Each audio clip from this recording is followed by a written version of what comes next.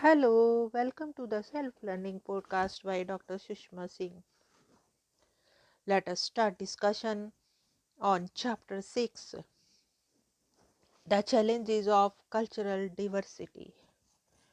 And our topic is the nation state and religion related issues and identities.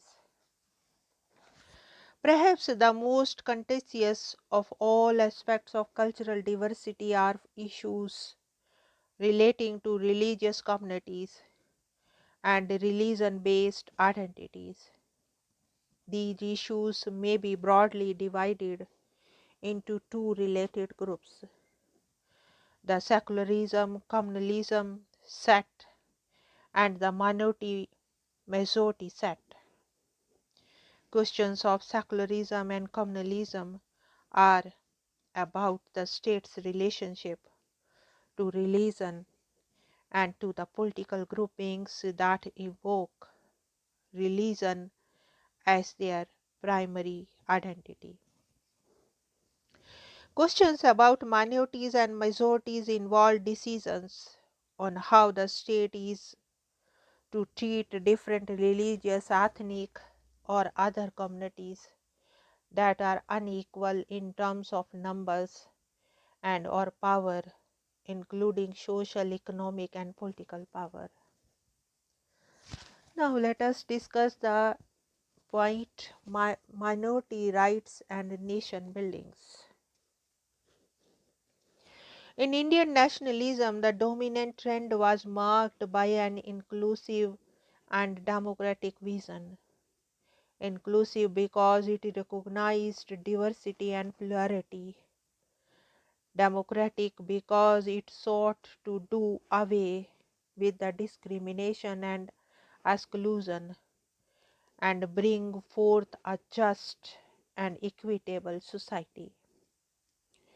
The term people has not been seen in exclusive terms as referring to any specific group defined by religion, ethnicity, race, or caste. Ideas of humanism influenced Indian nationalists, and the ugly aspect of exclusive nationalism were extensively commented upon by leading figures like Mahatma Gandhi and Rabindranath Tagore. To be effective, the ideas of inclusive nationalism had to be built into the constitution. For, as already discussed, there is a very strong tendency for the dominant group to assume that their culture or language or religion is synonymous with the nation state. However, for a strong and democratic nation, special constitutional provisions are required to ensure the rights of all groups and those of minority groups in particular. A brief discussion on the definition of minorities will enable us to appreciate the importance of safeguarding minority rights for a strong, united, and democratic nation. The notion of minority groups is widely used in sociology and is more than a merely numerical distinction. It usually involves some sense of relative disadvantage. Thus, privileged minorities, such as extremely wealthy people, are not usually referred to as minorities. If they are, the term is qualified in some way, as in the phrase privileged minority. When minority is used without qualification, it generally implies a relatively small but also disadvantaged group.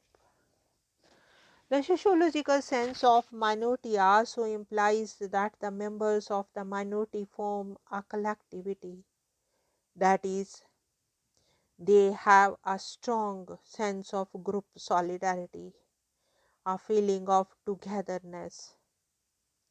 and belonging. This is linked to disadvantage because the experience of being subjected to prejudice and discrimination usually heightens feelings of intra-group loyalty and interest. Thus, groups that may be minorities in a statistical sense, such as people who are left-handed or people born on 29th February, are not minorities in the sociological sense because they do not form a collectivity.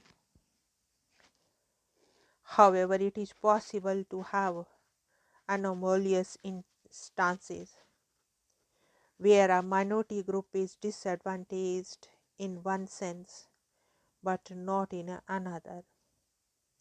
Thus, for example, religious minorities like the Parsis or Sikhs may be relatively well off economically, but they may still be disadvantaged in a cultural sense because of their small numbers relative to the overwhelmingly majority of Hindus.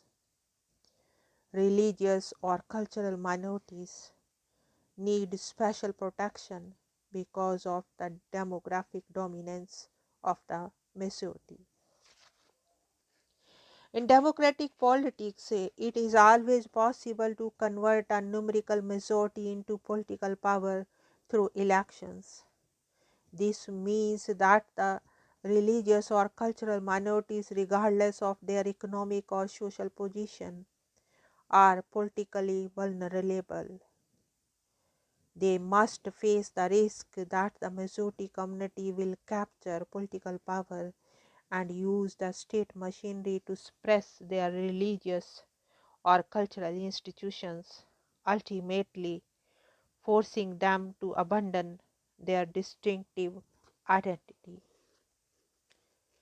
In the long years of struggle against British colonialism, Indian nationalists understood the imperative need to recognize and respect India's diversity. Indeed, unity in diversity became a shorthand to capture the plural and diverse nature of Indian society. Discussions on minority and cultural rights mark many of the deliberations of the Indian Nation Congress and find final expression in the Indian Constitution. The makers of the Indian Constitution were aware that a strong and united nation could be built only when all sections of people had the freedom to practice their religion and to develop their culture and language. Dr. B.R. Ambedkar, the chief architect of the Constitution, made this point clear in the Constituent Assembly.